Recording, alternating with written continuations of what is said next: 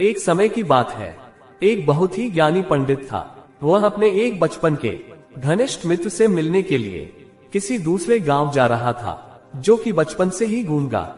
वह एक पैर से अपाहिज था। उसका गांव काफी दूर था और रास्ते में कई और छोटे छोटे गांव भी पड़ते थे। पंडित अपनी धुन में चला जा रहा था कि रास्ते में उसे एक आदमी मिल गया, जो दिखने में बड़ा ही हष्ट-पुष्ट था। वह भी पंडित के साथ ही चलने लगा। पंडित ने सोचा कि चलो अच्छा ही है, साथ साथ चलने से रास्ता जल्दी कट जाएगा।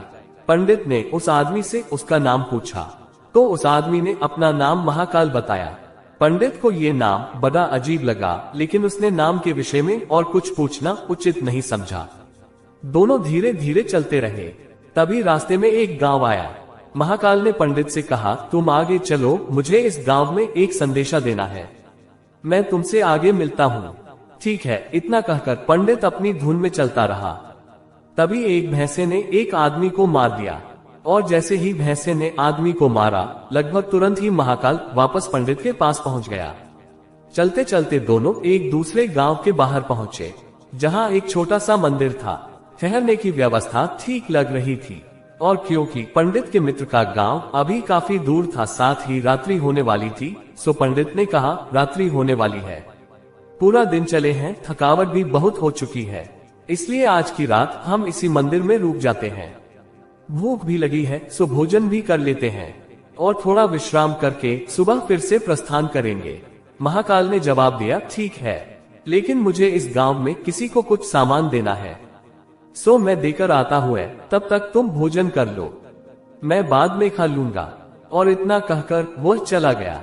लेकिन उसके जाते ही कुछ देर बाद उस गांव से धुआं उठना शुरू हुआ और धीरे धीरे पूरे गांव में आग लग गई थी। पंडित को आश्चर्य हुआ। उसने मन ही मन सोचा कि जहां भी ये महाकाल जाता है, वहां किसी न किसी तरह की हानि क्यों हो जाती है, जरूर कुछ गड़बड़ है। लेकिन उसने महाकाल से रात्रि में इस बात का कोई जिक्र नहीं किया। सुबह दोनों ने फिर से अपने गंतव्य की ओर चलना शुरू किया। कुछ देर बाद एक और गांव आया और महाकाल ने फिर से पंडित से कहा कि पंडित जी आप आगे चले, मुझे इस गांव में भी कुछ काम है, सो मैं आपसे आगे मिलता हूँ। इतना कहकर महाकाल जाने लगा। लेकिन इस बार पंडित आगे नहीं बढ़ा, बल्कि खड़े होकर महाकाल को देखता रहा कि वह कहाँ जाता है और करता क्या है। मेरे प्यारे मित्रों, कहानी में आगे बढ़ने से पहले आप लोगों से हाथ जोड़कर विनम्र निवेदन है कि मेरे चैनल को सब्सक्राइब जरूर कर देना। दोस्तों, अब पुनः कहानी पर चलते हैं। जब महाकाल तीसरे गांव को गया, उस गांव से तभी लोगों की आवाजें सुनाई देने लगी कि एक आदमी को सांप ने डस लिया और उस व्यक्ति की मृत्यु हो गई। ठीक उसी समय महाकाल फिर से पंडित के पास पहुंच गया। लेकिन इस बार पंडित को सहन न हुआ। उसने महाकाल से पूछ ही लिया कि तुम जिस गांव में भी जाते हो, वहां कोई न कोई नुकसान हो जाता है, क्या तुम मुझे बता सकते हो कि आखिर ऐसा क्या होता है। महाकाल ने जवाब दिया, पंडित जी, आप मुझे बड़े ज्ञानी मालूम पड़े थे, इसीलिए मैं आपके साथ चलने लगा था, क्योंकि ज्ञानियाय का संग हमेशा अच्छा होता है। लेकिन क्या सचमुच आप अभी तक नहीं समझे कि मैं कौन हूँ? पंडित ने कहा, मैं समझ तो चुका हूँ, लेकिन कुछ शंका है, सो यदि आप ही अपना उपयुक्त परिचय दे दें तो मेरे लिए आसानी होगी। महाकाल ने जवाब दिया कि मैं यमदूत हूँ और यमराज की आज्ञा से उन लोगों के प्राण हरण करता हुए जिनकी आयु पूर्ण हो चुकी है। हालांकि पंडित को पहले से ही इसी बात की शंका थी, फिर भी महाकाल के मुंह से ये बात सुनकर पंडित थोड़ा घबरा गया। लेकिन फिर हिम्मत करके पूछा कि अगर ऐसी बात है और तुम सचमुच ही यमदूत हो, तो बताओ अगली मृत्यु किसकी है। यमदूत ने जवाब दिया कि अगली मृत्यु तुम्हारे उसी मित्र की है जिसे तुम मिलने जा रहे हो, और उसकी मृत्यु का कारण भी तुम ही होगे। ये बात सुनकर पंडित ठिठक गया और बड़े असमंजस में पड़ गया कि यदि वास्तव में वह महाकाल एक यमदूत हुआ तो उसकी बात सही होगी और उसके कारण मेरे बचपन के सबसे घनिष्ठ मित्र की मृत्यु हो जाएगी। इसलिए बेहतर यही है कि मैं अपने मित्र से मिलने ही न जाऊं, कम से कम मैं तो उसकी मृत्यु का कारण नहीं बनूंगा। तभी महाकाल ने कहा कि तुम जो सोच रहे हो वो मुझे भी पता है, लेकिन तुम्हारे अपने मित्र से मिलने न जाने के विचार से नियति नहीं बदल जाएगी। तुम्हारे मित्र की मृत्यु निश्चित है, और वह अगले कुछ ही क्षणों में घटित होने वाली है। महाकाल के मुख से ये बात सुनते ही पंडित को झटका लगा, क्योंकि महाकाल ने उसके मन की बात जान ली थी, जो कि किसी सामान्य व्यक्ति के लिए तो संभव ही नहीं थी।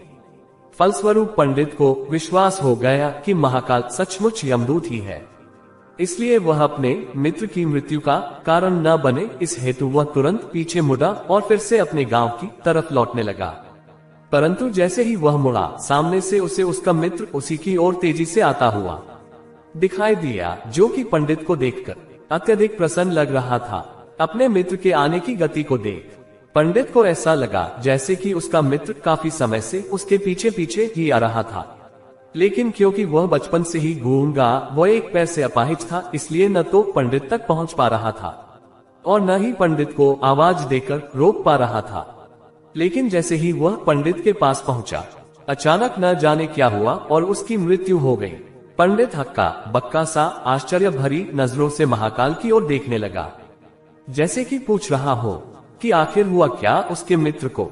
महाकाल पंडित के मन की बात समझ गया और बोला, तुम्हारा मित्र पिछले गांव से ही तुम्हारे पीछे पीछे आ रहा था, लेकिन तुम समझ ही नहीं सकते थे कि वह अपाहिज व गूंगा होने की वजह से ही तुम तक नहीं पहुंच सका। उसने अपनी सारी ताकत लगाकर तुम तक पहुंचने की कोशिश की, लेकिन बुढ़ापे में बचपन जैसी शक्ति नहीं होती शरीर में, इसलिए हृदयाघात की वजह से तुम्हारे मित्र की मृत्यु हो गई और उसकी वजह हो तुम, क्योंकि वह तुमसे मिलने हेतु तुम तक पहुंचने के लिए ही अपनी सीमाओं को लांघते हुए तुम्हारे पीछे भाग रहा था। अब पंडित को पूरी तरह से विश्वास हो गया कि महाकाल सचमुच ही यमदूत है और जीवों के प्राण हरण करना ही उसका काम है। चूंकि पंडित एक ज्ञानी व्यक्ति था और जानता था कि मृत्यु पर किसी का कोई बस नहीं चल सकता और सभी को एक न एक दिन मरना ही है, इसलिए उसने जल्दी ही अपने आप को संभाल लिया। लेकिन सहसा ही उसके मन में अपनी स्वयं की मृत्यु के बारे में जानने की उत्सुकता हुई, इसलिए उसने महाकाल से पूछा, अगर मृत्यु मेरे मित्र की होनी थी तो तुम शुरू से ही मेरे साथ क्यों चल रहे थे?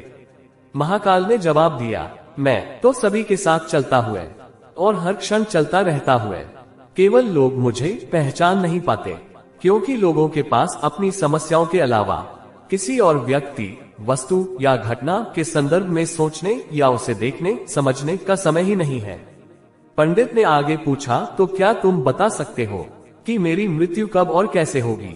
महाकाल ने कहा, हालांकि किसी भी सामान्य जीव के लिए ये जानना उपयुक्त नहीं है, क्योंकि कोई भी जीव अपनी मृत्यु के संदर्भ में जानकर व्यथित ही होता है। लेकिन तुम ज्ञानी व्यक्ति हो और अपने मित्र की मृत्यु को जितनी आसानी से तुमने स्वीकार कर लिया है, उसे देख मुझे ये लगता है कि तुम अपनी मृत्यु के बारे में जानकर भी व्यथित नहीं होगे।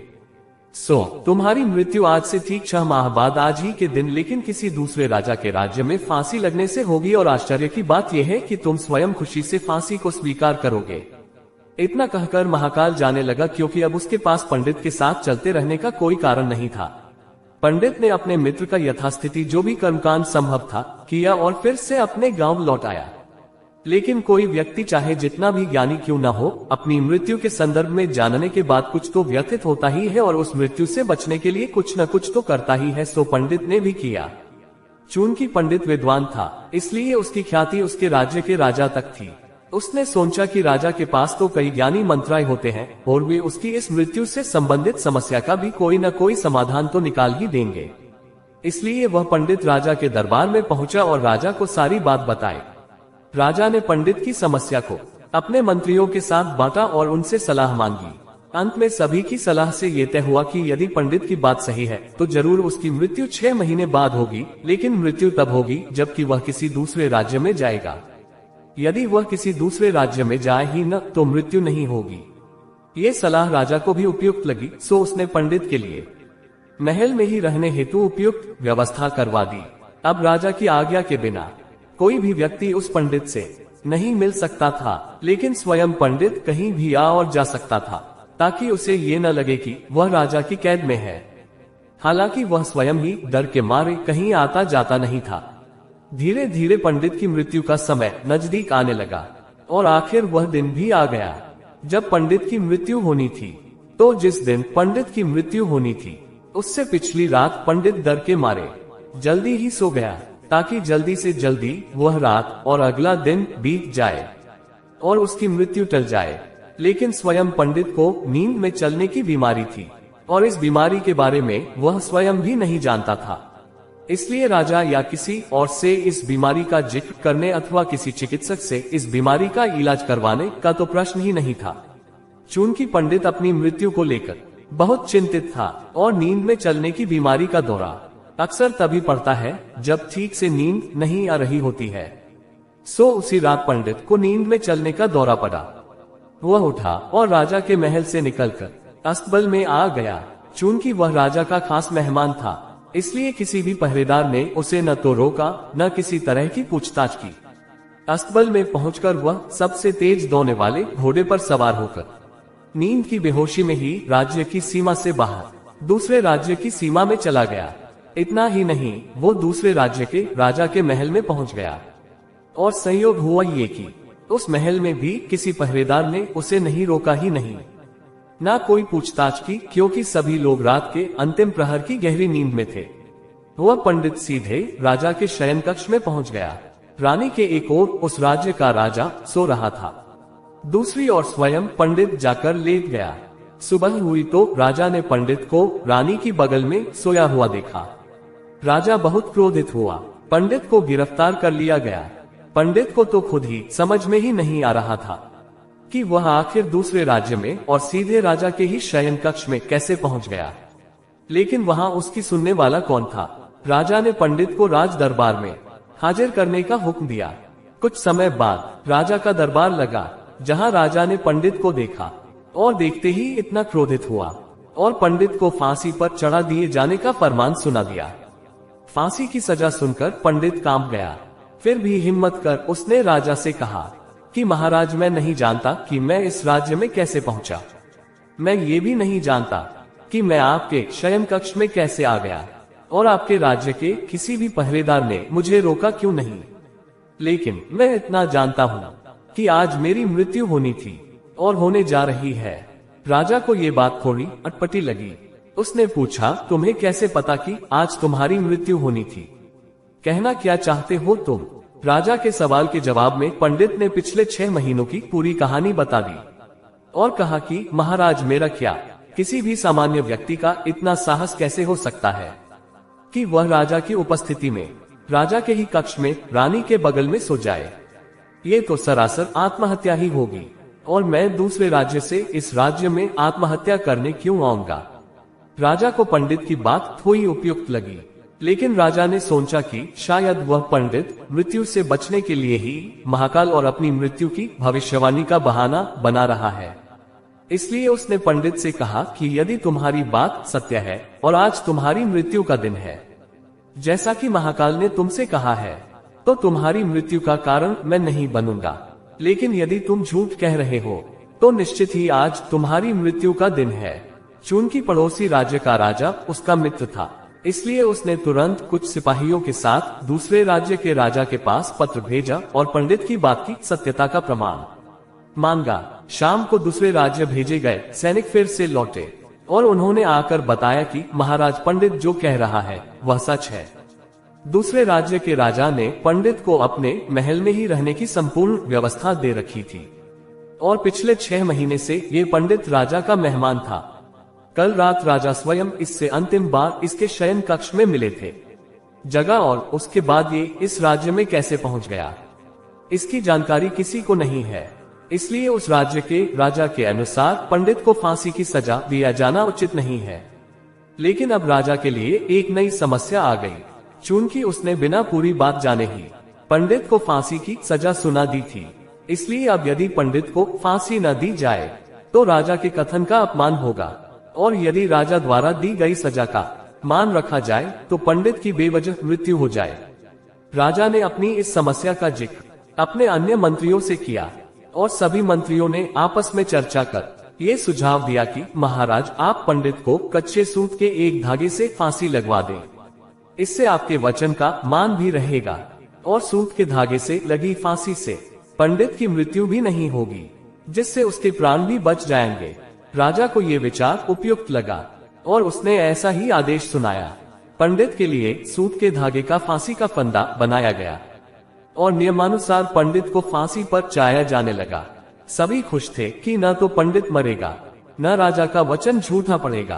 पंडित को भी विश्वास था कि सूत के धागे से तो उसकी मृत्यु नहीं होगी, इसलिए वह भी खुशी खुशी फांसी चढ़ने को तैयार था, जैसा कि महाकाल ने उसे कहा था। लेकिन जैसे ही पंडित को फांसी दी गई, सूत का धागा तो टूट गया, लेकिन टूटने से पहले उसने अपना काम कर दिया। पंडित के गले की नस कट चुकी थी उस सूत के धागे से और पंडित जमीन पर पड़ा तड़प रहा था।